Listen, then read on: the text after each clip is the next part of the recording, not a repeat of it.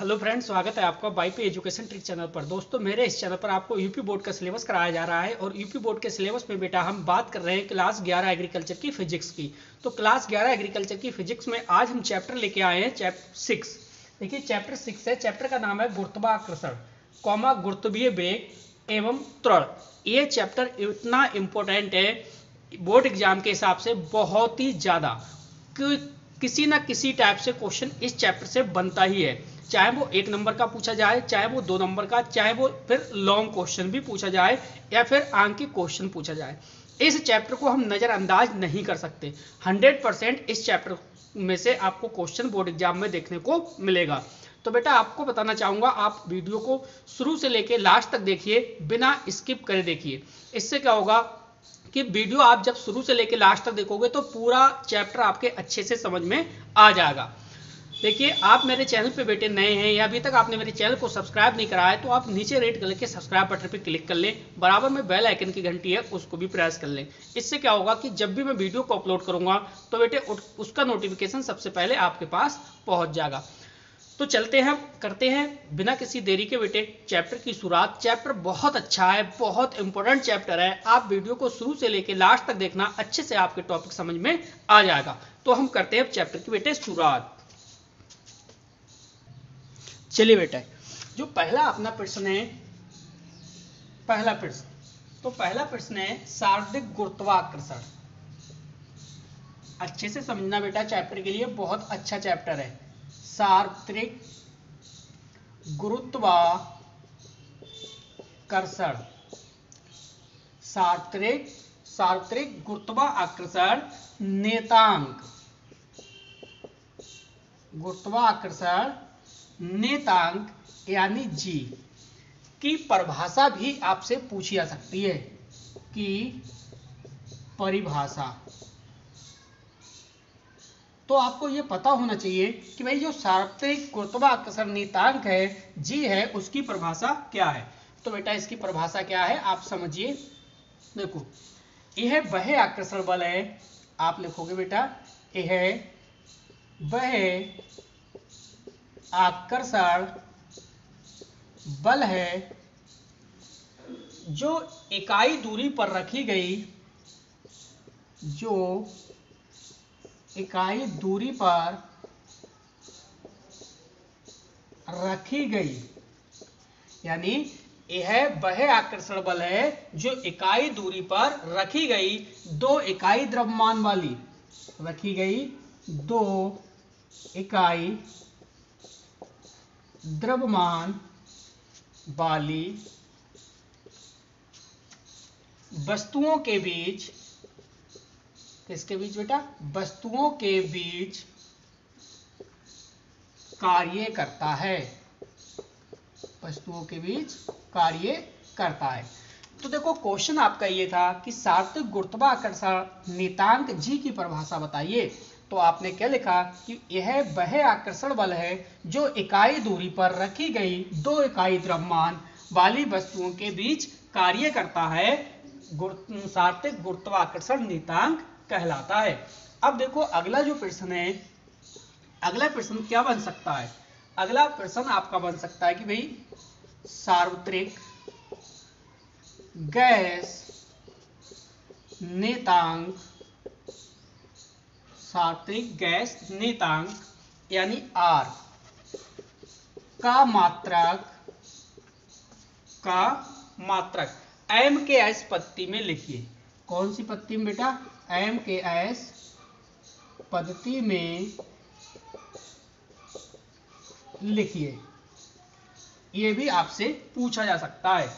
तो बेटा इसका जो आंसर हो जाएगा, आंसर हो जाएगा आपका न्यूटन मीटर स्क्वायर पर किलोग्राम स्क्वायर। नेक्स्ट, अगला जो आपसे क्वेश्चन पूछा जा सकता है बेटा, अगला क्वेश्चन है गुरुत्वाजनित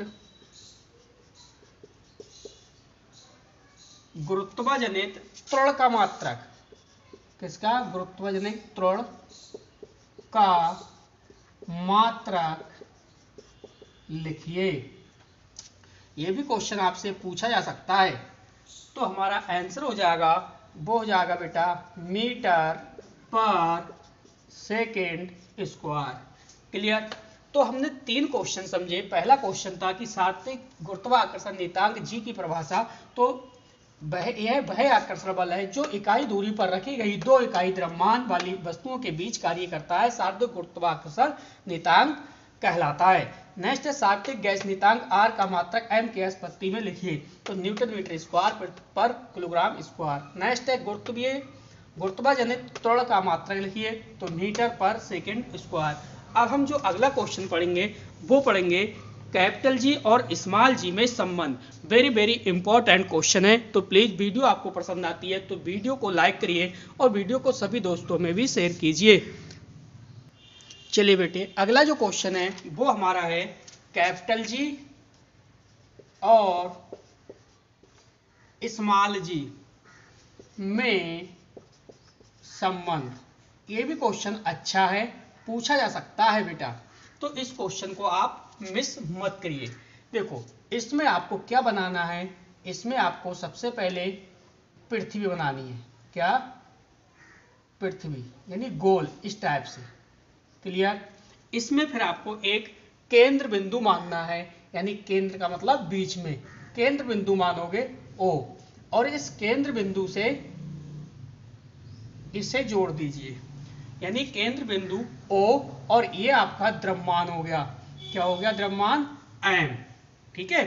और केंद्र बिंदु O से लेके m द्रव्यमान तक ये बीच की जो है ये r हो जाएगी आपकी त्रिज्या। क्या है बेटा? ये r त्रिज्या है। अब देखिए जो पृथ्वी की सतह पर पृथ्वी का जो द्रव्यमान है आपका वो हो जाएगा आपका कैपिटल M। ये पृथ्वी का द्रव्यमान है, ये कैपिटल M है। और ये बेटा पृथ्वी है। देखिए पृथ्वी के भीतरी सतह पर रखी वस्तु का द्रव्यमान है, ये क्या है? आपका स्मॉल m है। तो आपको मैं ये पूरा लिखवा दे रहा हूं। चलिए इधर लिखवा दे रहा हूं। ये पृथ्वी का द्रव्यमान है कैपिटल M। तो आप लिख सकते हो इसमें पृथ्वी का द्रव्यमान बराबर क्या हो जाएगा? आपका कैपिटल M। ठीक। अगला है देखिए पृथ्वी की त्रिज्या। ये बेटा है पृथ्वी की त्रिज्या। क्या हो जाएगी? Capital R। इसके बाद पृथ्वी का केंद्र क्या है? इसमें पृथ्वी का केंद्र। पृथ्वी का केंद्र क्या माना? O। इसके बाद और क्या है? देखिए ये है बेटा आपका पृथ्वी की भीतरी सतह पर रखी वस्तु का द्रव्यमान। पृथ्वी पर रखी भीतरी सतह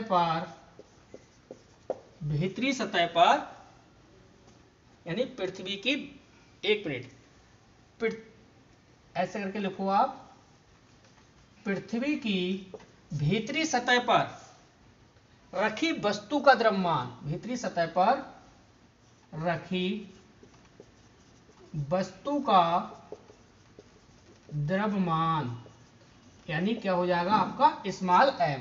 तो इसमें जितनी भी चीजें आप देख रहे हो ये आपकी क्लियर समझ में आ गई होंगी। ये केंद्र बिंदु है, क्या? O है। इसके बाद ये त्रिज्या थी आपकी R, O तक। केंद्र बिंदु जहां आपने केंद्र बिंदु माना है यहां से और यहां तक क्या है? R है। तो पृथ्वी का द्रव्यमान आपका कैपिटल M है। पृथ्वी की त्रिज्या आपकी कैपिटल R हो गई। इसके बाद पृथ्वी का केंद्र बिंदु क्या हो गया? आपका O हो गया। पृथ्वी की भीतरी सतह पर रखी वस्तु का द्रव्यमान है वो स्मॉल m है। अब आप समझिए, अब हम आज इसे सॉल्व करेंगे बेटा।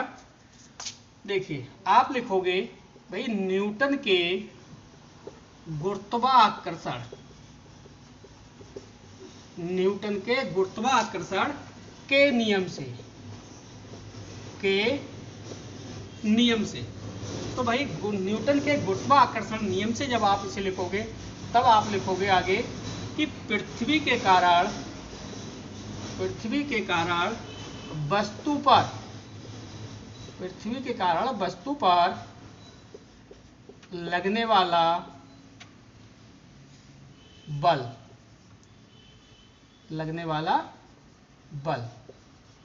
आपने लिखा कि भाई पृथ्वी के कारण वस्तु पर लगने वाला बल क्या हो जाएगा भाई? F बराबर हो जाएगा कैपिटल G कैपिटल M और स्मॉल m अपॉन क्या हो जाएगा ये R स्क्वायर। इसे आप दे दो बेटा समीकरण नंबर 1। अब समझो, अब आपने एक और पढ़ा है भाई, न्यूटन का द्वितीय नियम भी पढ़ा है। अब आगे लिखोगे न्यूटन के दूसरे नियम से, न्यूटन के दूसरे नियम से पृथ्वी के कारण वस्तु पर बल, दूसरे नियम से पृथ्वी के कारण वस्तु पर बल। तो आपने पढ़ा है न्यूटन का दूसरा नियम F बराबर mg, पढ़ा है, समीकरण नंबर 2 हो जाएगी। आपको बेटा दिखाई दे रहा है? चलिए दिखाई दे रहा है। अब हम क्या करेंगे, अब हमें करना है बेटा समीकरण 1/2 से, समीकरण 1/2 से। अब आपको पता है जो समीकरण 2 है ये F बराबर क्या है mg है, तो आप यहां पे लिख दो mg, ठीक, यानी स्मॉल m है ये बेटा स्मॉल m है, तो ये भी क्या हो जाएगा mg स्मॉल g। अब इधर क्या है, इधर आप चेक करो, इधर है आपका gmm अपॉन r स्क्वायर, यहां लिखोगे आप g कैपिटल M और स्मॉल m अपॉन क्या हो जाएगा r स्क्वायर। अब आपको यहाँ पे ये देखना है कि क्या चीज इसमें कट रही है और क्या नहीं कट रहा है। समझो स्मॉल m और स्मॉल m आपका कट जाएगा, तो क्या हो जाएगा बेटा, ये हो जाएगा g बराबर, और इधर क्या है कैपिटल G और small m upon r square, यही हो जाएगा ना। अब चलिए आगे 2-3 लाइनें आपको थ्योरी की लिखनी है, फिर हमारा G और G में संबंध जो है वो कंप्लीट हो जाएगा। चलिए बेटे आगे समझिए, G और G में आपका फाइनल जो संबंध आया था वो अभी आया था G बराबर G capital M upon R square, ये आया था ना।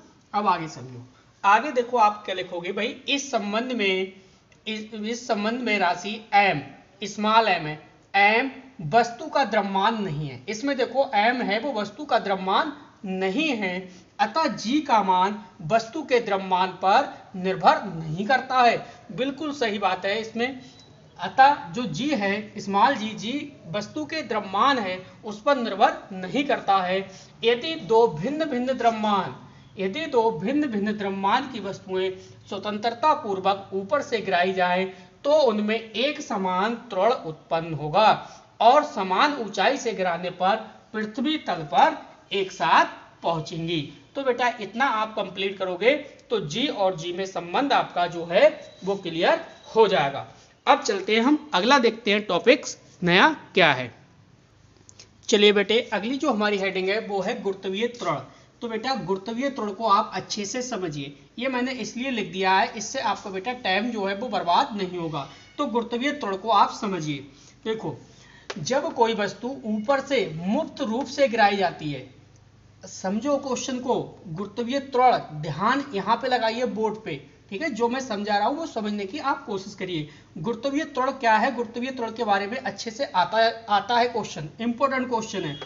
तो जब कोई वस्तु ऊपर से मुक्त रूप से गिराई जाती है तो वह गुरुत्व बल के कारण पृथ्वी की ओर आने लगती है। आपको पता है कोई भी वस्तु जब ऊपर से मुक्त रूप से गिराई जाती है तो वो गुरुत्वाकर्षण के कारण, गुरुत्व बल के कारण कहाँ आती है, जमीन पर गिरती है, यानी पृथ्वी पर गिरती है, तथा उसके गिरने का जो वेग है वो बराबर बढ़ता जाता है, जिस कारण वस्तु की गति में त्वरण उत्पन्न हो जाता है। इसी त्वरण को हम गुरुत्वीय त्वरण कहते हैं। इसे हम स्मॉल g से प्रदर्शित करते हैं। गुरुत्वीय त्वरण की जहां पे भी चर्चा आएगी उसे हम कहाँ से, g से प्रदर्शित करते हैं। तो आपने क्या समझा भाई, जब कोई वस्तु ऊपर से मुक्त रूप से गिराई जाती है तो वह गुरुत्व बल के कारण पृथ्वी की ओर आने लगती है और उसके गिरने का जो वेग है वो बराबर क्या है बेटा, बढ़ जाता है, जिस कारण वस्तु की गति में वस्तु की गति में त्वरण जो है वो उत्पन्न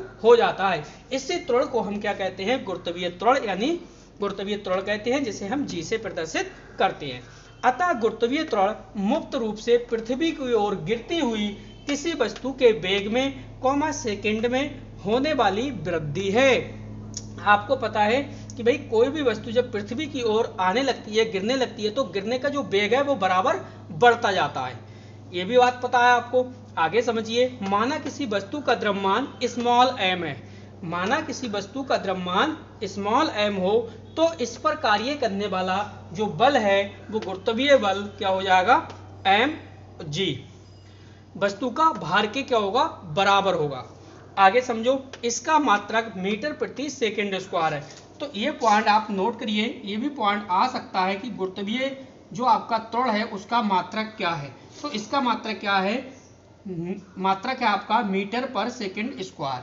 आगे है इसमें देखिए, समुद्र तल पर जी का मान 9.80 मीटर पर सेकंड स्क्वायर होता है। यह वायु के रूप, आकार, द्रव्यमान इत्यादि पर निर्भर नहीं करता। ये किस पर निर्भर नहीं करता, यह बेटा वायु के रूप, किसी रूप में हो वायु, आकार क्या कुछ भी हो, द्रव्यमान कुछ भी हो, इस पर वो निर्भर नहीं करता, केवल स्थान पर निर्भर करता है। इस पर केवल और केवल स्थान पर निर्भर करता है। तो देखो, गुरुत्वीय त्वरण के बारे में आपने अच्छे से समझ लिया। गुरुत्वीय त्वरण क्या है भाई, जब कोई वस्तु ऊपर से मुक्त रूप से गिराई जाती है तो वह गुरुत्व बल के कारण, किसके कारण, गुरुत्व बल के कारण पृथ्वी की ओर आने लगती है, और जो उसके गिरने का वेग है वो बराबर क्या होगा, बढ़ जाता है, जिस कारण वस्तु की गति में एक त्वरण उत्पन्न हो जाता है। इसी त्वरण को हम क्या कहते हैं, गुरुत्वीय त्वरण कहते हैं।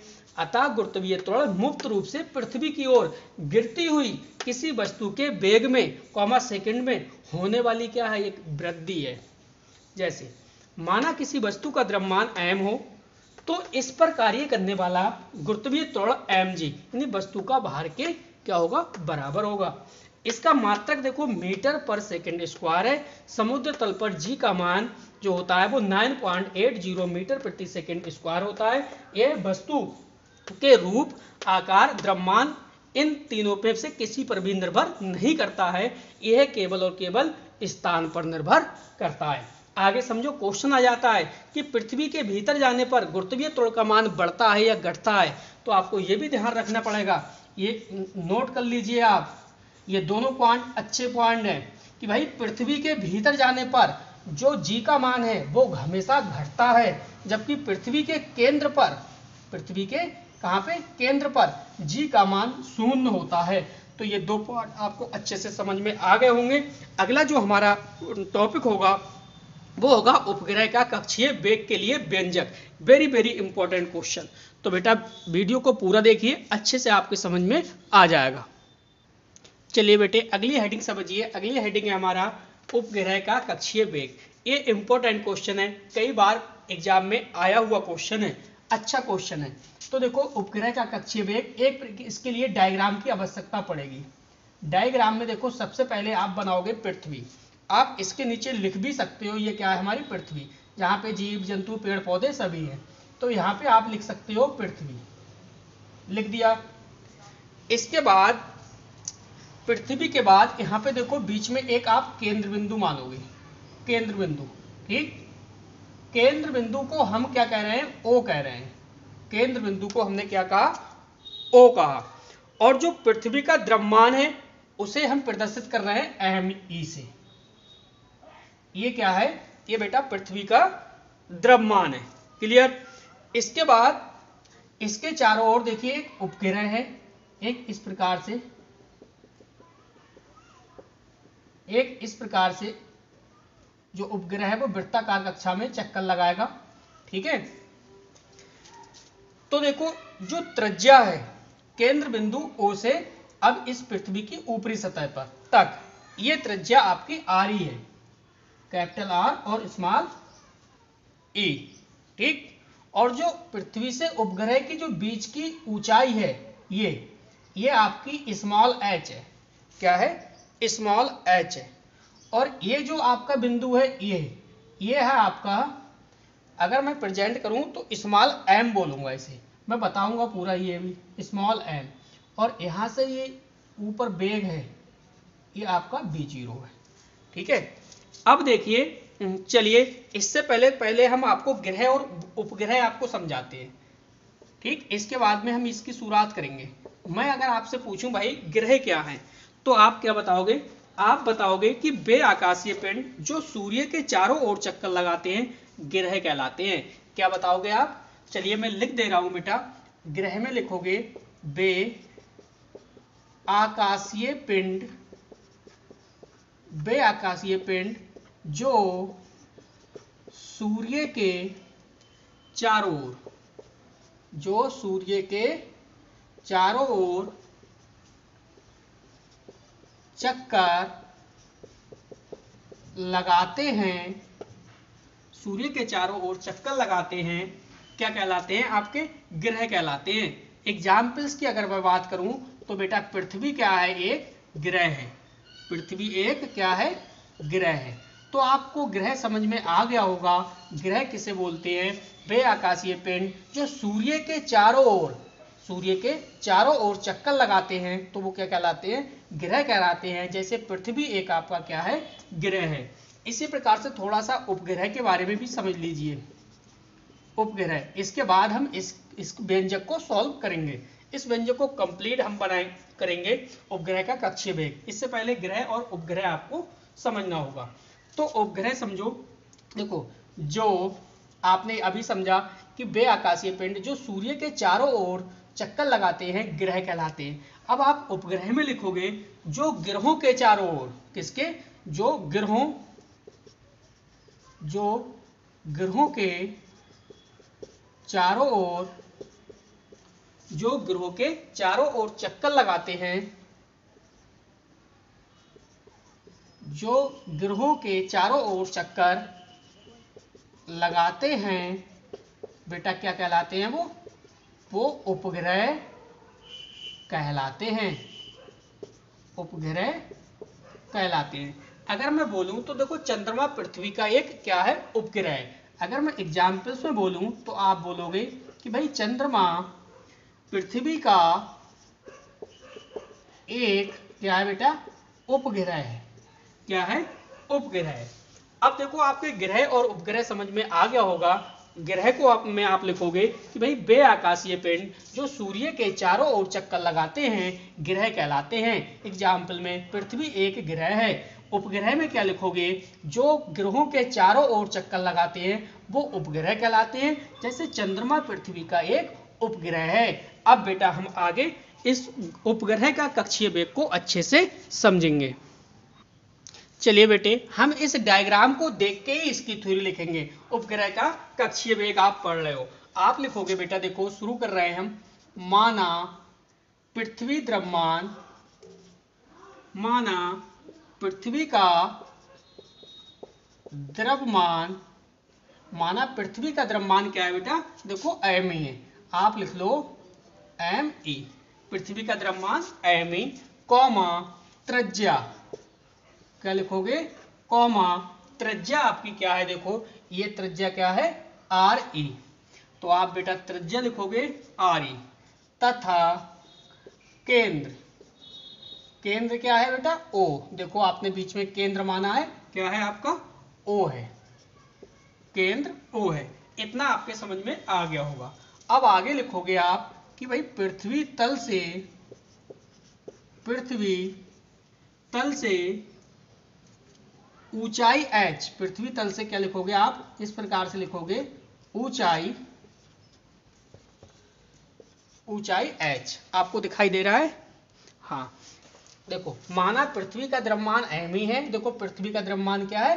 m e है। त्रिज्या r e है। देखो त्रिज्या देखो क्या है? ये r e है। त्रिज्या क्या है? r e। तथा केंद्र O है। हाँ, तो केंद्र O है। और पृथ्वी तल से जो पृथ्वी तल से जो पृथ्वी है, पृथ्वी तल से ऊंचाई क्या है? देखिए h है, स्मॉल h। h पर आप लिख दो अब h पर एक उपग्रह, एक उपग्रह जो ये चारों ओर क्या चल रहा है? ये पृथ्वी के ये एक उपग्रह है जो वृत्ताकार कक्षा में क्या कर रहा है? चक्कर लगा रहा है। तो आप लिखोगे H पर एक उपग्रह पृथ्वी के चलिए, तो आपके समझ में आ रहा होगा। आपने माना पृथ्वी का द्रव्यमान क्या है, पृथ्वी का द्रव्यमान m ही है, त्रिज्या आपकी r ही है। देखो त्रिज्या आपकी क्या है, r ही है, केंद्र O है, तो केंद्र आपका O हो गया। पृथ्वी तल से जो ऊंचाई है, देखो यहाँ से पृथ्वी तल से ऊंचाई क्या है, h है। h पर एक उपग्रह, h पर क्या कर रहा है, एक उपग्रह है जो पृथ्वी के चारों ओर क्या लगा रहा है बेटा, चक्कर लगा रहा है, कैसा, वृत्ताकार। तो आप लिखोगे पृथ्वी के चारों ओर, पृथ्वी के चारों ओर वृत्ताकार कक्षा में वेग v0। देखो ये वेग है, वेग v0, भाई v0 से चक्कर लगा रहा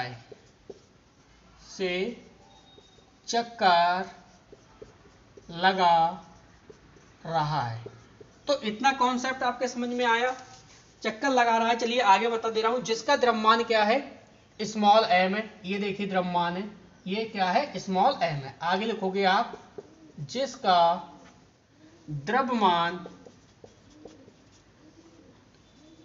m है। तो इतनी बात आपने कुछ समझ में आ गई होगी। आप डायग्राम से, आप चित्र से देख के इसकी थ्योरी लिख सकते हो। आप क्या लिखोगे, माना पृथ्वी का द्रव्यमान me है, त्रिज्या r है, देखो त्रिज्या r है, केंद्र O है, तो केंद्र O है, पृथ्वी तल से ऊंचाई क्या है, h है, और h पर एक उपग्रह, h पर ये क्या है, एक उपग्रह है जो वृत्ताकार, यानी जो v0 वेग से, ये v0 वेग से ये वृत्ताकार में कक्षा में क्या लगा रहा है, ये चक्कर लगा रहा है। जिसका जो द्रव्यमान है, इसका द्रव्यमान है वो क्या है, स्मॉल m है। तो इतना आपके समझ में आ गया होगा। अब देखो, अब आप क्या करोगे, आगे लिखोगे आप, तब न्यूटन के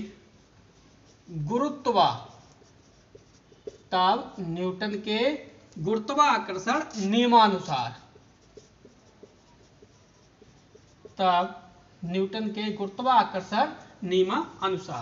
क्या हो जाएगा, आगे समझो।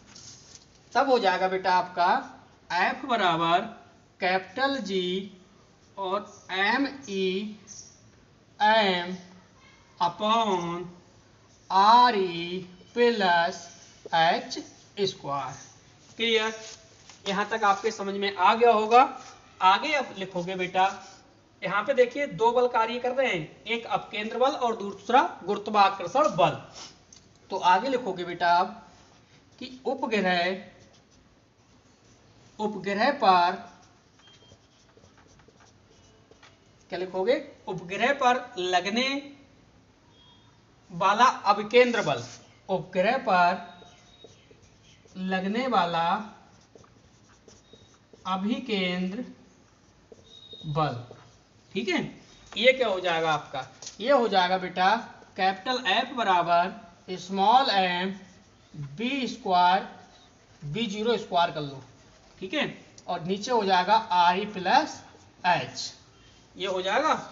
अब आपको एक लाइन और लिखनी होगी, आप लिखोगे कि उपग्रह पर लगने वाला अभिकेंद्र बल, क्या लिखोगे, उपग्रह पर लगने वाला अभिकेंद्र बल, उपग्रह पर लगने वाला अभिकेंद्र बल, उपग्रह पर लगने वाला अभिकेंद्र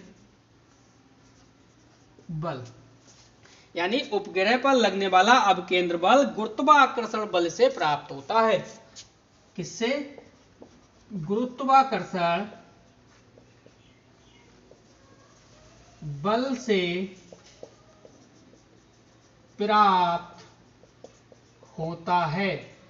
तो यहां तक तो बेटा आपके समझ में आ गया होगा।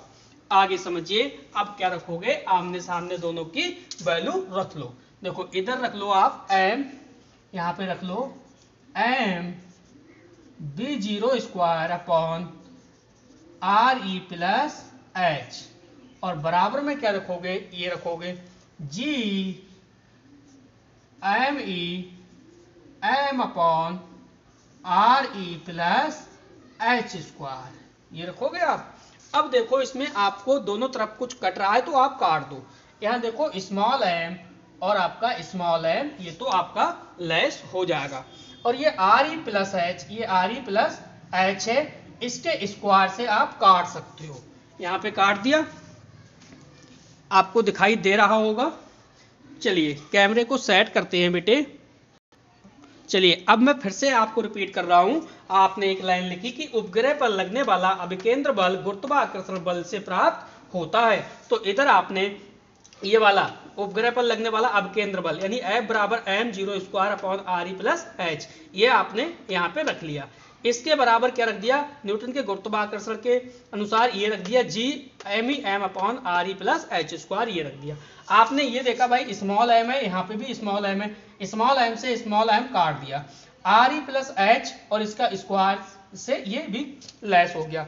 तो आपका बचा क्या, देखो अगर मैं यहाँ से क्या करूँ, चलिए भाई एक लाइन में आपको और बढ़ा दे रहा हूँ, इसके बाद पूरा बोर्ड रब करना पड़ेगा, फिर आगे चलेंगे।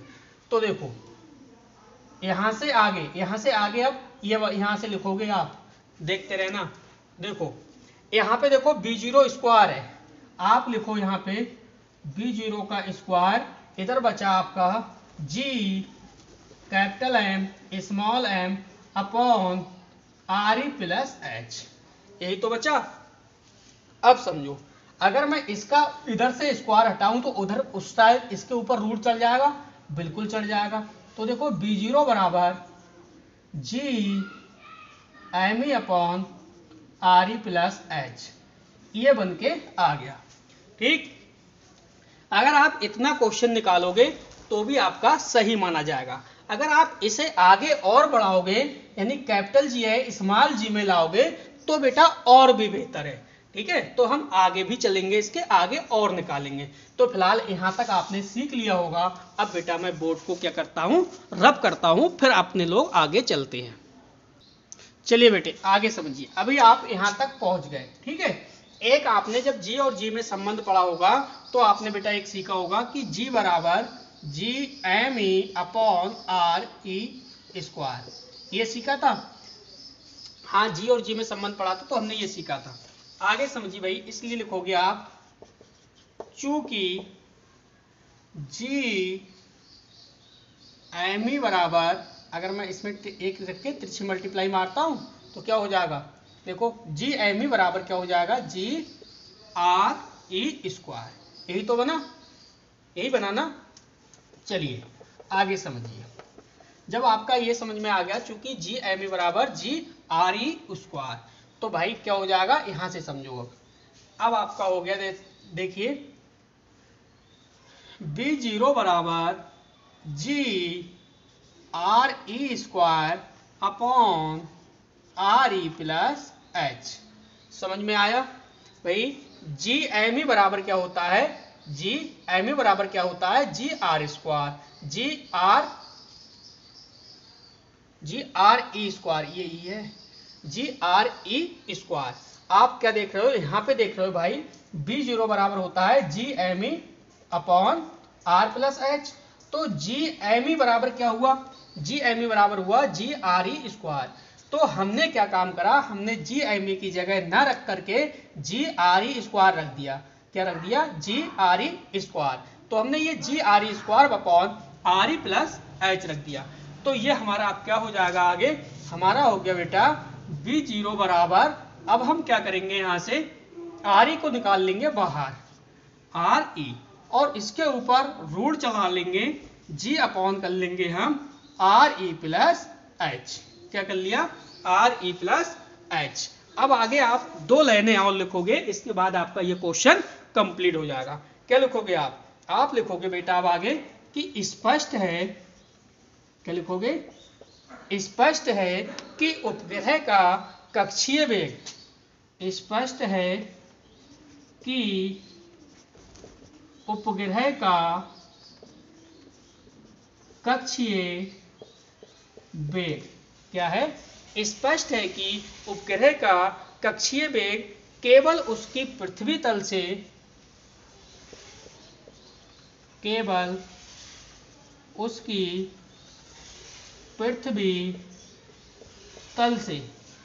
उसकी पृथ्वी तल से ऊंचाई पर निर्भर करता है। पृथ्वी तल से ऊंचाई पर निर्भर करता है। क्लियर? तो ये देखिए उपग्रह के कक्षीय वेग का व्यंजक था। ये वेरी इंपॉर्टेंट क्वेश्चन है, वेरी मोस्ट इंपॉर्टेंट क्वेश्चन था। तो आपने अच्छे से सीख गए होंगे। अगर नहीं सीखे, एक बार में नहीं सीखे तो भी कोई बात नहीं बेटा, वीडियो को 2 से 3 बार आप अच्छे से देखो, अच्छे से आपके समझ में आ जाएगा। अगर आप बेटे मेरे चैनल से चाहते हैं जुड़ना तो आप मेरे चैनल से जुड़ सकते हैं। मेरे चैनल पे आपको क्लास 11 एग्रीकल्चर की फिजिक्स, मैथ, बॉटनी तीनों सब्जेक्ट आपके कराए जा रहे हैं। चैप्टर बाय चैप्टर आपको वीडियो मिल जाएगी, चैप्टर बाय चैप्टर ही आपको नोट्स भी मिल जाएंगे। तो बेटा उसके लिए मेरा व्हाट्सएप नंबर है 8650415957। इस नंबर पे आप संपर्क करिए और जो भी आपको प्रॉब्लम है वो बेटा आपकी प्रॉब्लम सॉल्व कर दी जाएगी। अब बेटे चलते हैं आगे, देखते हैं हम अगला क्वेश्चन हमारा क्या है। चलिए बेटे अगला क्वेश्चन है हमारा, वो है अब आंकिक क्वेश्चन। अब हम 4-5 आंकिक क्वेश्चन को सॉल्व करेंगे, इसके बाद जो हमारा चैप्टर है वो कंप्लीट हो जाएगा। तो बेटा क्वेश्चन है, देखो 2 वस्तुएं हैं एक साथ ऊपर की ओर उछाली जाती हैं।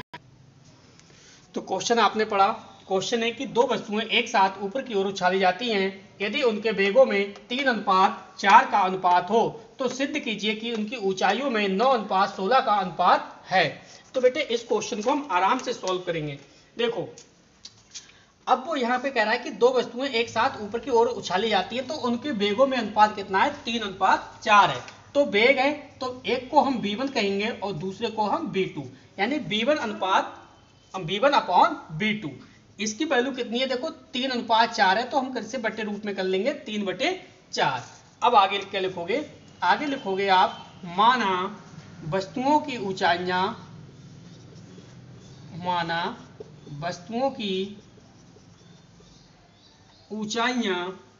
क्रमशः क्या है? h1/h2 है। ये लिखोगे ना, h1/h2 है। अब देखो क्या हो जाएगा, इसलिए देखो बेटा आपका हो जाएगा अब h1/h2 बराबर क्या हो जाएगा? v1/v2 का ये हो जाएगा आपका होल स्क्वायर। क्लियर? वर्ग कर दिया तो ये होल स्क्वायर हो जाएगा। तो सीधे सीधे आप v1/v2 कितना है भाई? 3 कितना है आपका? 4। इसका क्या हो जाएगा? ये होल स्क्वायर। जब इसका होल स्क्वायर हो जाएगा तो 3 तिया कितना होता है आपका? 9 और 4 चौक कितना होता है? 16। तो ये हो जाएगा 9/16। यानी सीधे सीधे हम कह सकते हैं भाई h1/h2 बराबर 9:16। यही तो वो कह रहा था कि भाई सिद्ध कीजिए कि उनकी ऊंचाइयों में 9:16 का अनुपात है। तो ऊंचाइयां क्या हमने मानी थी? हमने माना था h1/h2 है। तो h1/h2 का जो वैल्यू आ गई वो 9:16 आ गई। तो इस प्रकार से बेटा एक क्वेश्चन आपका सॉल्व हो गया। अब आगे देखते हैं अगला क्वेश्चन आपका क्या है।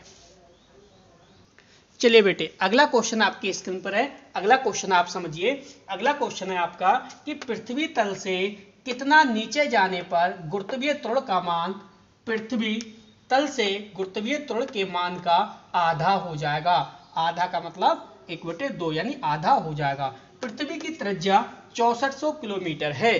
तो बेटा क्या निकलवा रहा है वो आपसे समझो। वो निकलवा रहा है कितने नीचे जाने पर, यानी पृथ्वी तल से कितना नीचे जाने पर गुरुत्वीय त्वरण का मान पृथ्वी तल से गुरुत्वीय त्वरण के मान का आधा हो जाएगा। पृथ्वी की त्रिज्या इतनी, इसका मतलब आपसे h निकलवा रहा है। तो दे क्या रखा है? देखो इसने दे रखा है बेटा, एक तो दे रखा है आरी कितना है? ये 6400 किलोमीटर। क्लियर? और इसके बाद क्या रहा है भाई? गुरुत्वीय त्वरण के मान का आधा, यानी अगर हम बात करें तो g डैश बराबर 1/2, नहीं g/2 करो यहाँ पे, कितना? g/2 गुरुत्वीय त्वरण के मान का आधा। अब हमें क्या निकालना भाई? ऊंचाई यानी h। तो h बराबर हम लिख दे रहे हैं क्वेश्चन मार्क, हमें निकालनी है h। ठीक, अब देखो एक सूत्र आपको पता होगा भाई, g डैश बराबर हम लगा रहे हैं g और 1 minus r upon h upon r, ये आपको पता है। चलिए देखो g डैश की वैल्यू आपको कितनी है, g बटे 2, तो इसकी जगह हम कितना लिख देंगे भाई, हमने लिख दिया g बटे 2। इसके बाद जो ये वाली g है ये हम ऐसी रख लेंगे, ऐसी रख ली, और इसके जगह ये पूरा हम ऐसी लिख लेंगे 1 माइनस h बटे R E. Clear, R E.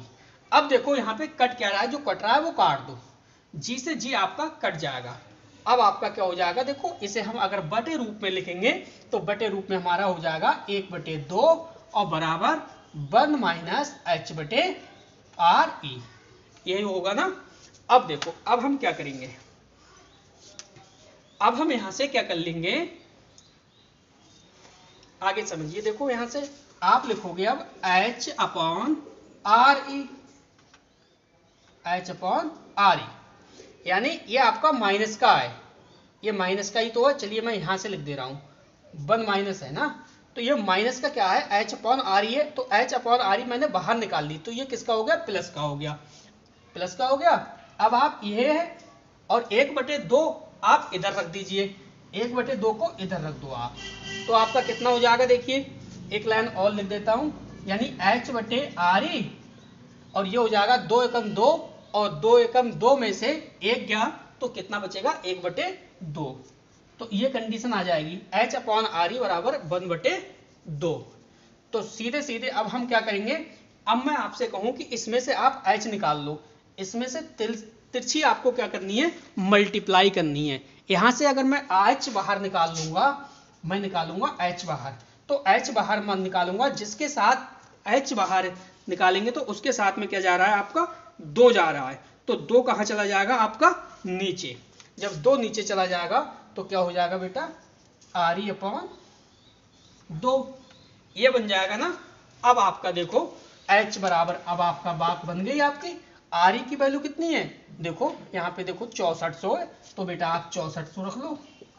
Clear, अब 2 है तो 2 आप लिख लो, 2 से काट लो भाई, 2 तिया कितना होता है 6, और 2 दूनी कितना होता है 4, और 2 जीरो बचे आपके, कितना आ गया, ये बेटा आ गया आपका कितना, 3200, कितना आया, 3200 किलोमीटर। क्लियर, यानी और आगे क्या कह रहा था, पृथ्वी की त्रिज्या 6400 है, तो आपको 2 लाइनें इसमें लिखनी है। क्या लिखना है भाई, अतः पृथ्वी तल से 3200 किलोमीटर नीचे जाने पर गुरुत्वीय त्वरण का मान पृथ्वी तल पर गुरुत्वीय त्वरण के मान का आधा हो जाएगा। चलिए बेटे मैं लिख देता हूं, चलिए देखिए बेटे मैंने आपको लिख दिया, मैंने लिखा कि अतः पृथ्वी तल से 3200 किलोमीटर नीचे जाने पर गुरुत्वीय त्वरण का मान पृथ्वी तल पर गुरुत्वीय त्वरण के मान का आधा होता है। तो आई होप ये क्वेश्चन भी आपके अच्छे से समझ में आ गया होगा। अब चलते हैं बेटे अगले क्वेश्चन की ओर, देखते हैं अगला क्वेश्चन हमारा क्या है। चलिए बेटे अगला क्वेश्चन समझिए। अगला क्वेश्चन है आपका कि 10 किलोग्राम व 500 किलोग्राम के दो पिंड एक दूसरे से 10 मीटर की दूरी पर स्थित है। क्वेश्चन आराम से समझ लीजिए, क्वेश्चन बहुत प्यारा क्वेश्चन है। 10 किलोग्राम व 500 किलोग्राम के दो पिंड एक दूसरे से 10 मीटर की दूरी पर स्थित हैं। इनके मध्य गुरुत्वाकर्षण बल की गणना कीजिए। जबकि जी की वैल्यू इसने दे रखी है, जी बराबर 6.67 गुणे 10 की पावर -11 न्यूटन मीटर स्क्वायर पर किलोग्राम स्क्वायर। ये देखिए दे रखा है, तो देखो इसमें दे क्या रखा है, गिवन वैल्यू आप पहचानिए, गिवन वैल्यू क्या है। देखो इसमें दे रखा है बेटा m1 बराबर दे रखा है 10 किलोग्राम, कॉमा m2 बराबर कितना दिया है भाई, m2 बराबर दिया है इसने 500 किलोग्राम, m2 बराबर 500 किलोग्राम।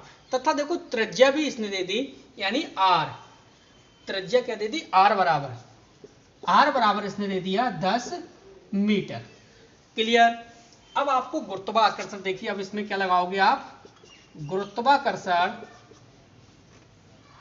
बल F बराबर G m1 into m2 upon क्या लगाओगे, आर स्क्वायर। क्या लगाओगे आप, आर स्क्वायर। क्लियर। इसके बाद यहाँ पे देखो भाई जी, तो जी की वैल्यू कितनी दी है, 6.67 गुणे 10 की पावर माइनस 11। m1 की वैल्यू चेक करिए, m1 की वैल्यू कितनी है, 10 है, और m2 की वैल्यू कितनी है, 500 है। क्लियर। और आर स्क्वायर, आर की वैल्यू कितनी है, 10 है, तो ये 10 का क्या हो जाएगा, होल स्क्वायर। ठीक। तो अब न्यू लाइन से आगे करोगे, 6.67 गुणे 10 की पावर माइनस 11, और वही 10 गुणे 500, और 10 दशावन कितना हुआ आपका, 100। ठीक। और 100 में आप 2 जीरो आप काटो, 2 जीरो आप काट दो, तो आपका कितना हुआ, 6.67 गुणे 10 की पावर माइनस 11 इंटू 10 पंजे कितना हुआ आपका, 50। ठीक है। अब आप क्या करोगे, आप करोगे इसकी इसके साथ मल्टीप्लाई। जब आप मल्टीप्लाई करोगे तो भाई एक जीरो है तो एक जीरो तो आना ही आना है। देखो 5 सत्ते कितने हुए, 35, 35 के 5 हासिल लगे 3, 5 छक्का 30, 3 33 के 3 हासिल लगे 3, 5 छक्का 30 और 3 33, ये आया। अब आपका 2 अंक के बाद दशमलव है, तो आप 2 अंक के बाद दशमलव लगा दो, यहाँ लगाओ आप दशमलव, 333 हो गया, गुणे 10 की पावर कितनी हुई, माइनस 11। अगर अब आपको पावर करनी है 9, सपोज दैट पावर आपको घटानी है 2, जब पावर आपको 2 घटाओगे तो देखो 2 स्थान आप पॉइंट खिसका लोगे उल्ली तरफ को, इधर के लिए पॉइंट खिसकाओगे, तो आप अगर लिखोगे 3.33 गुणे 10 की पावर माइनस कितनी लिखोगे, 9 लिख दोगे, न्यूटन। कितना, न्यूटन। अगर आप दशमलव के बाद, इस दशमलव के बाद ये 33 ना लिखो और एक अंक ही लिख दो, एक अंक तक, तो ये जो दहाई का इकाई का अंक है 3, ये हटा के इसके दहाई के अंक में एक क्या कर दिया जाता है, बढ़ोतरी कर दी जाती है। 33 की जगह कितना हो जाएगा, 3.4 गुणे 10 की पावर 9 न्यूटन। तो ये भी आपके क्वेश्चन बेटा समझ में आ गया होगा। अब चलते हैं आगे की ओर, देखते हैं अगला क्वेश्चन हमारा क्या है। चलिए बेटे अगला क्वेश्चन समझिए। अगला क्वेश्चन आपका है, देखो भाई किसी स्थान पर गुरुत्वीय त्वरण g का मान 9.8 मीटर प्रति सेकंड स्क्वायर है। क्या कह रहा है, किसी स्थान पर गुरुत्वीय त्वरण g का मान 9.8 मीटर प्रति सेकंड स्क्वायर है, तो उस स्थान पर सेकंड लोलक की लंबाई ज्ञात कीजिए। तो बेटा आराम से क्वेश्चन बन जाना चाहिए। देखो गिवन वैल्यू क्या दे दी इसने, g बराबर दे दिया है 9.8 मीटर पर सेकेंड स्क्वायर। क्लियर। अब सूत्र आप कौन सा लगाओगे, देखो सेकेंड लोलक की लंबाई निकलवा रहा है, तो हम बेटा लिखेंगे सेकेंड लोलक की लंबाई यानी L बराबर क्या हो जाएगी, G अपॉन पाई स्क्वायर, ये पाई है। ठीक है, पाई स्क्वायर, जो आप पाई का मान लगाते हो 22/7 या लगाते हो 3.14, ये वो वाली पाई है। तो देखो जी की वैल्यू कितनी है, 9.8। ठीक। और पाई का मान कितना होता है बेटा, पाई का मान होता है 22/7 होता है।